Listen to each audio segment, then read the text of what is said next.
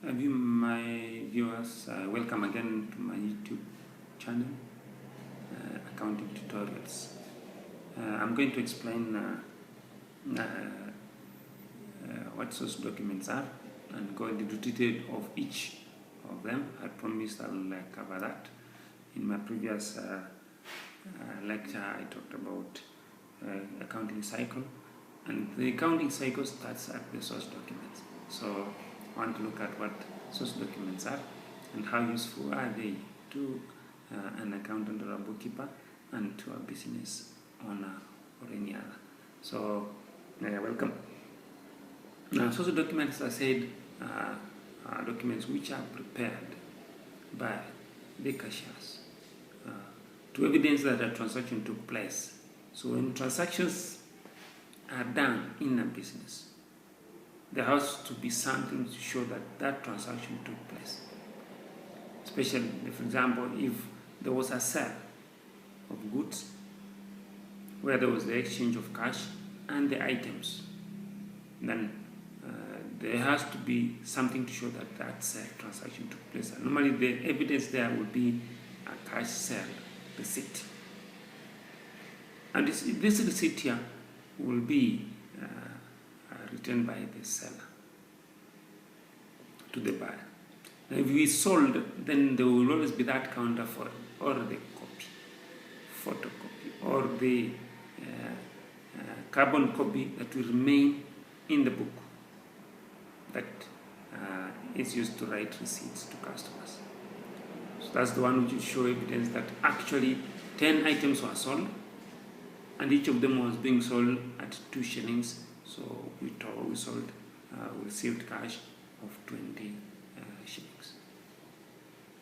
So anybody who is checking now the records to see how many units were sold and at how much were they sold and how much were total amount received, then that receipt will be able to show all those details. So a receipt will always contain the company name or the individual's name or business name, the date of the transaction, the name of the person who's buying or the one you're selling to, the quantity of the items which were sold, their prices, and the amount, total value of that item for each, and then the eventual total down there showing the total value of the transaction which should be paid by the buyer.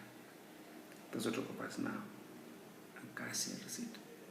Now, a cash sale receipt, I've said, can be written to a buyer by us who are selling, but also we can receive a receipt written to us when we buy goods.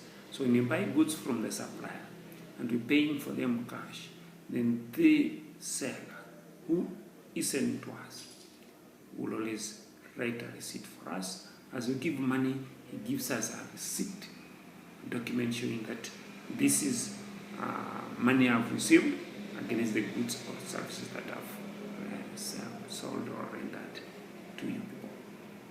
So that will be an incoming receipt. So the earlier one, where we are selling goods, we talk of it as an outgoing receipt. But incoming receipts when we are buying. So we issue to the receipt. They remain with the counterfoil or the copy, but as we give them the original. The same way when we are selling, we give the buyer the original receipts, we remain with the copy. In some cases, the receipts are even in triplicate, even in quadruplicate, depending on how many sections or departments are depending on the information that is extracted from that cash or sell point. So a receipt, cash sale receipt, is always issued at a sell point where goods are exchanged for cash. That's the first source document. For most of the business who are not selling goods or on credit, or they are selling some goods on credit, some of them on cash basis. So whenever there's a cash transaction, that receipt will be written and given out or received. The second document is what we talk of as an invoice. An invoice, on the other side, is a document written to a customer or to a person who has bought items but has not paid for them. So when you sell to goods to Peter, and Peter promises to pay after a week, then after him picking the items, you write an invoice, a document detailing that these are the items and we have sold to you and we're requesting payment. So in accounting, you only say an invoice is a document which is written to a customer requesting payment for goods which he bought and did not pay on cash. So what I'm saying is that when you're selling an item on cash basis, you don't need to write a cash receipt. You write an invoice. And you only write an invoice if you sold or bought the items and you didn't pay for them. So normally you reissue to that invoice or you write an invoice to that person. So we shall have invoice, outgoing invoice and incoming invoice. So an outgoing invoice is where now it's us who are selling. We sold to a customer and he requested us to allow him or her to pay after some time. Then we shall write a document detailing the name of our company, the name of the customer, the date of the transaction, the quantity of the items, their price, and the value, and indicating there that these items are yet to be paid, and that the payment, our terms are requiring that you pay after a week or after a month, and if there are any discounts, will be indicated there. So a discount is when you are allowing somebody to pay less than the market price or the prescribed price of that commodity, or you are allowing him that to allow sort of a discount allowed. So an invoice, as I'm saying, is written when a transaction is not involving cash on the spot. Money will be paid at a later date, and that's an invoice. So we can also receive an invoice when we are buying items and we're not paying for them on the spot. So the supplier, person selling to us, we always refer to them as suppliers. They will actually send us a document requesting us to make payment against the items that we bought. That document is referred to as an invoice. Now the other document is a voucher. Now a voucher is a document which is written to evidence that a cash payment was done or a bank check payment was done. So this now does not relate to buying or selling. This is now when you're dealing with the expenses. So whenever somebody has performed a task, you engage them or he's rendered a service, then you are paying that person for the service. Then if there are any document that will evidence that you paid that person, will be a voucher. So the document is always written, and then the person who rendered the service will sign with his or her name indicated there as account 2, and then there is a place down there for the recipient to sign, the person receiving the cash. And then it is signed by the person writing it, and always has a space for authorization and approval. So meaning an organization, whenever you're running a business which actually has several levels of authority or administration, then the person writing the voucher will request somebody to approve that it's okay, that expense needed to be done and it is to be paid, that amount quoted there. And then another person will approve, say now it's okay, you pay for it because I've confirmed the service was done and it's due to pay that person. And then now it can be paid. So also this one is written for even checks. Whenever we're paying one using a check, so long as it's a payment for a service rendered or a task which was done by another person who is an outsider, then we require that person to sign that he's received the money or the check in settlement of what will due to that person for the service. So that's what covers now payment voucher. Now payment voucher can be the main voucher or it can be a petty cash voucher. Now the main voucher are for transactions which are bigger amount. There was a repair of the building which costed 20,000. There was a repair of the motor vehicle there was a transportation of goods, which were actually done by a certain company. You're paying for those, worth 15,000. Those major expenditures, we use the main payment voucher, and even checks, whenever we're paying for checks, because mostly checks are written for amounts which are of bigger value and not small amounts. Contrast to that, we have what we call as now petty cash. So our petty cash voucher is always written to confirm that some money was paid to one for rendering a service. Maybe for cleaning, 20 shillings. For airtime, 50 bob. Maybe for going to town, fare, 100 bob.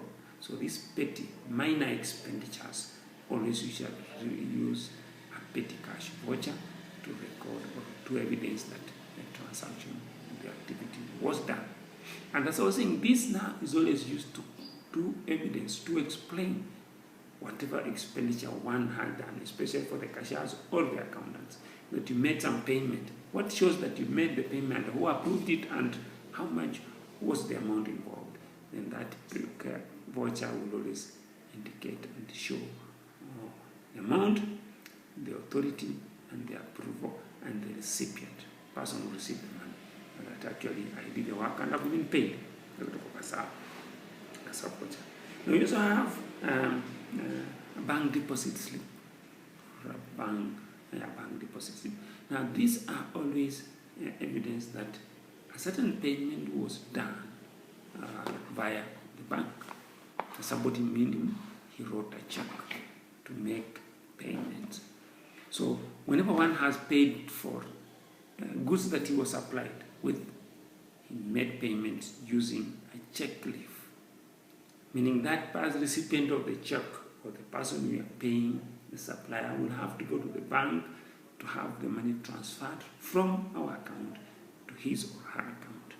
And that's a deposit slip or check, which alternatively, if you have a slip or a check, when it actually he deposited direct money in the bank, he'll be given a deposit slip. But if he wrote a check which still also deposited in the bank, then he'll be given a slip showing that he deposited a check which was meant for transferring money from his account to another person's account. Otherwise, a check always is where we write, or always we should receipt checkbooks by the bank, that you have money on our bank account. So you can make payments to anybody who needs to be paid by you, and then that person will come and then we shall honor. We shall accept to pay as if you're the one paying, because we have your money as a bank. So that's what we call now as a check copy. So that copy of a check will evidence that money has been paid to so-and-so, or money has been received by us through the bank. So somebody will bring us a slip showing that I deposited your money directly in your account. I know your account number, so I'm the deposit there. He doesn't know, or alternative, he doesn't know my account. He write a check and bring it to me. Or a deposit and the check act interchangeably. That one does not want to go to the bank, but he knows my account number. He will actually just write a check and then we go deposit on my account. Send somebody. Or bring it to me so I go deposit myself. That will evidence that a payment was done. The other source document is a credit note. Now, a credit note is always a document which shows that there was a payment which was, or there was a transaction that took place, and then there was an oversight, or maybe the quantity of items which were supplied were not enough, or some of them were defective, so they were returned. So in that case, the other person who the goods were sold to cannot pay the whole amount when some of them were returned or not, the whole quantity were not received. So he will only receive and pay, or accept to pay those goods which were rightfully sent to him or her and also received as required. But if some items were returned to the supplier, then he will request the supplier to write him a document indicating that now you've reduced your amount which was on the invoice demanding you to pay this much. Now you pay lesser by the goods which were returned. That's what covers now a credit note. Right? The name derives from the procedure of crediting and debiting, which you shall be learning later. That whenever somebody has sold goods to you, he will always go and debit your account in his books. So when the goods are more than, or he has shown more value than the actual goods which were delivered to you, then he has reduced that amount. And in an account, we don't go and minus. We do the opposite by putting on the other side of that account, and eventually the amount will have reduced. So you go and credit. So it's a document notifying a customer that his account has been reduced by being credited. And that's what it's referred to as a credit note. So you receive a credit note from a supplier notifying you that your account has been credited in our books with a certain amount which relates to reduction. So that's a document of a credit note. Now, a debit note on the other side is where somebody undercharged you. And you've realized because this is a customer, or he realizes himself. So what actually happens is that he'll send you a document notifying you that due to the undercharge, I've actually increased the amount you are supposed to pay me by this much, which had been undercasted in your account. And because if it's a customer, he sends you an invoice, meaning he has debited your account in his books. For him to correct that amount so that he can increase it again is to add now. We put another transaction on the same debit side so that it's more now. And that's why he sent you a document notifying you that we have debited your account to increase to the actual correct figure, a debit note. So it's mostly used to correct an undercharge.